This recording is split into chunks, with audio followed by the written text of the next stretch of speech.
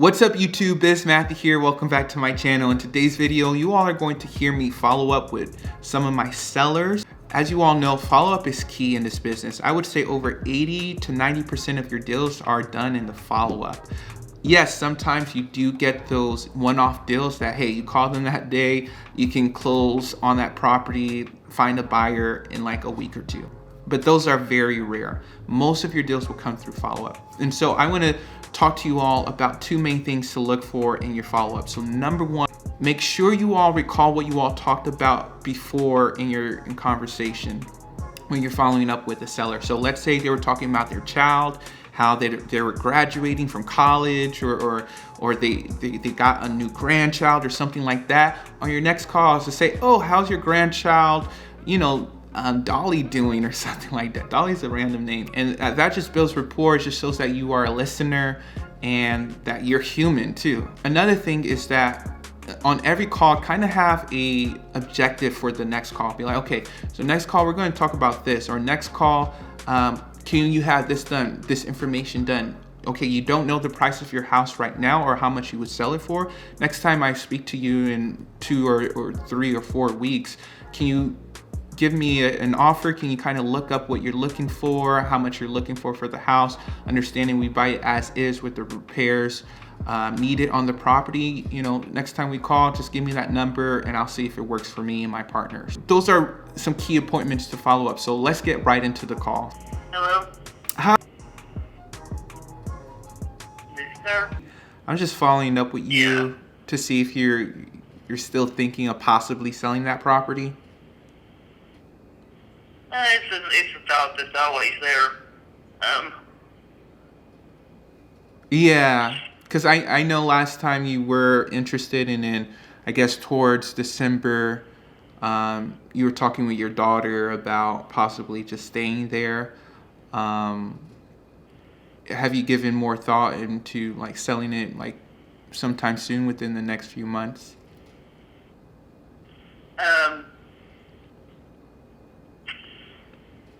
I don't know how to put all this without just throwing it out there. I don't want to be here anymore. Okay. I don't want to be here, but my health is not going to let me move in the middle of winter. Right. Makes sense. And okay. I just, like I said, just to be totally honest with you, because I do have good memories, but the bad ones outweigh the good. And I just don't want to be here anymore. But I can't up and move in the middle of winter because my health is took a dive. And I'm just trying to hold out till spring. I understand. Well, I'm sorry to hear that. Like, yeah, that can be very traumatic, So there can be like, I guess, haunting memories, especially in that property, in that area. So I'm sorry to hear that. And being by myself, I mean, my daughter stays here a couple of nights out of the month, just so I'm not totally alone. But it's just can't do it anymore. It's just really, really hard. But Okay. I mean, yeah, I've talked to other companies over the past month ago.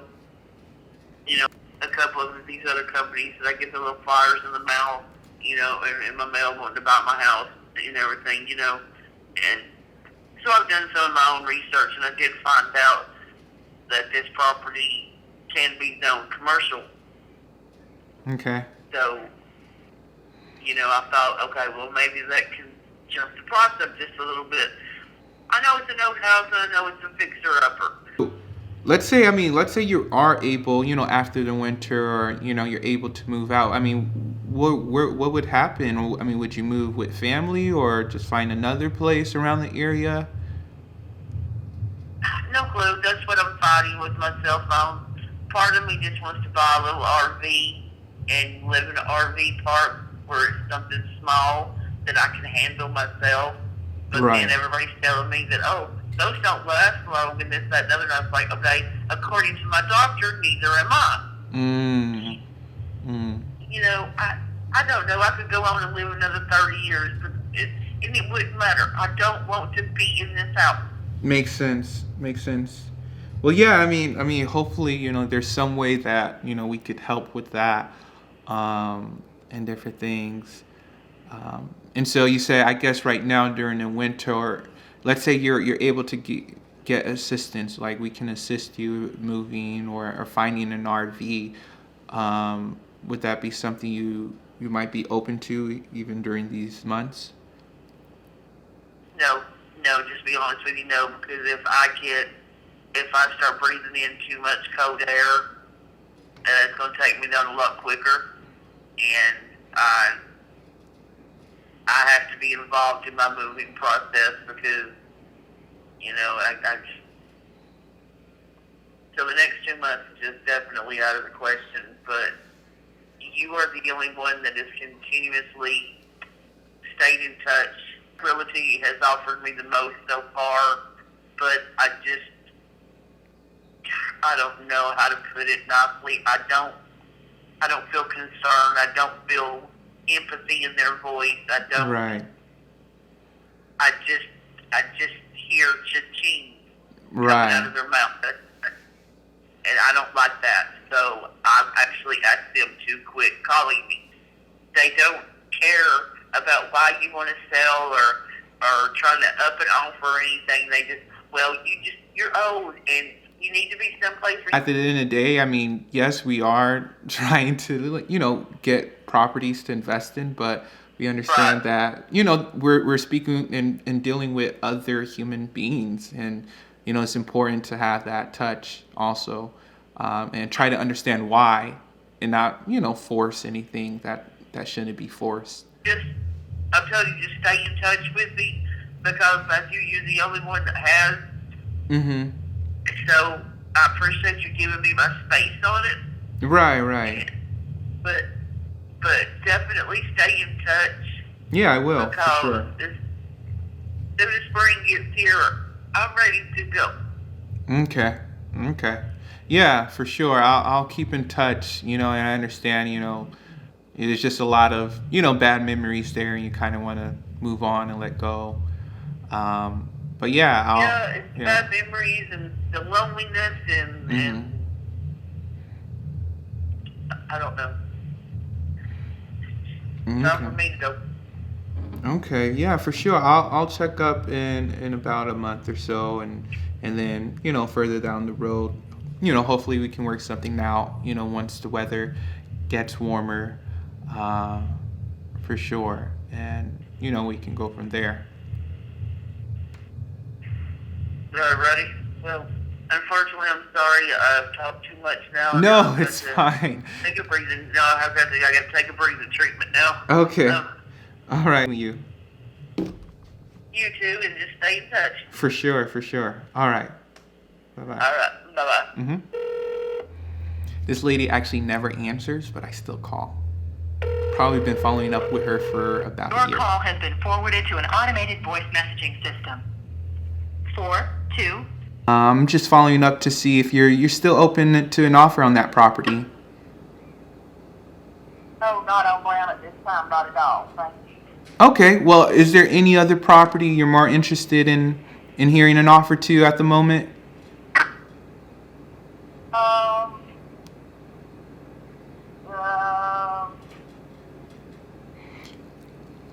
I remember last time you were under contract for another of your property. Were you able to sell that one?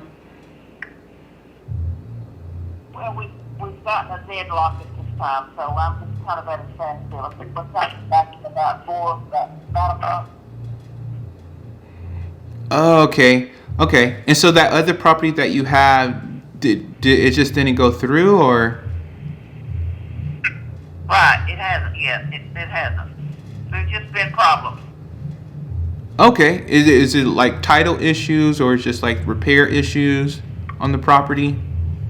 Oh, no, and you mentioned title. What's involved when you purchase a house and you do a title search? Explain that to me.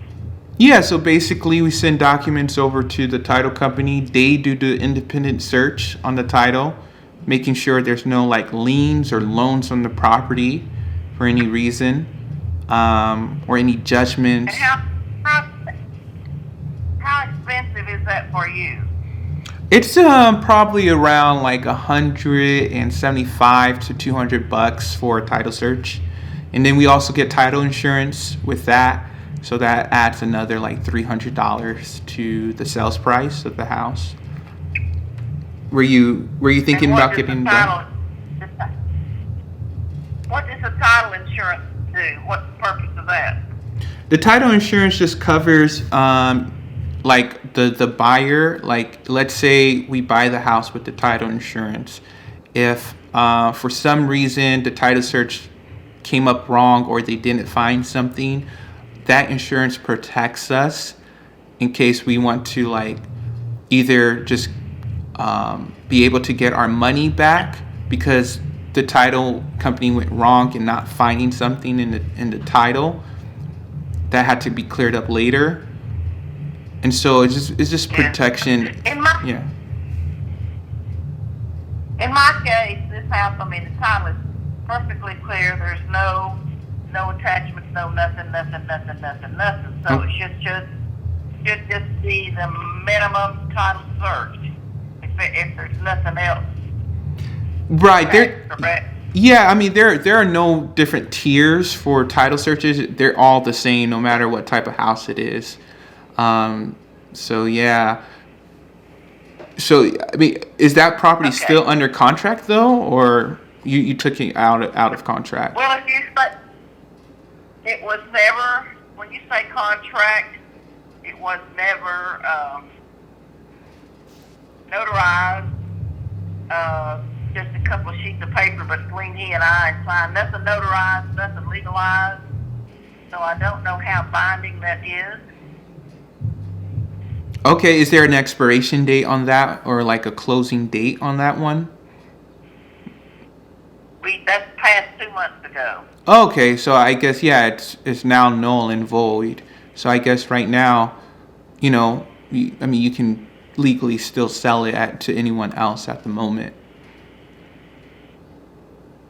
I would think so. Just call me back. Like I said, there's just been other problems that I don't care to go into right now, Matthew. So just give me a call back. Good luck in 3 or 4 weeks. Okay, I will do that. I appreciate it, Irene.